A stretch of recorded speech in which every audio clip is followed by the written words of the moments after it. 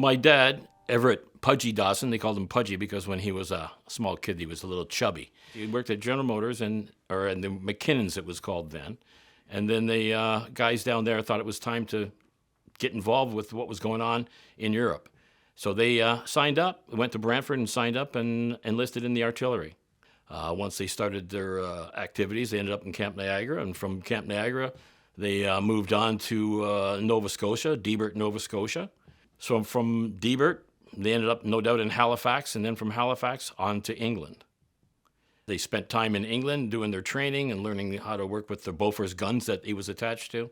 He rose to the rank of Lance Sergeant, and then they proceeded on into Europe, and from there, France, Germany, Holland, ended up in Wilhelmshaven in Germany, and so they ended up there guarding German soldiers at the end of the war.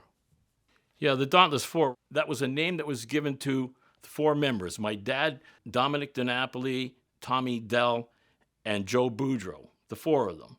And they stuck together through the whole war to protect each other and to look out for my dad as well. My dad never complained much about racism in the war. He didn't talk openly about it, but Joe Boudreau, one of the Dauntless Four, related a story to me that an encounter that my dad had.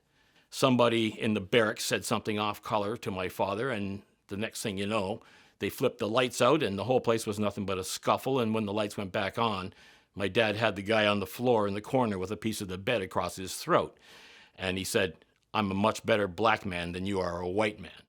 My dad didn't take any guff. He was a lance sergeant, but he was the type of guy that commanded respect just by walking into a room.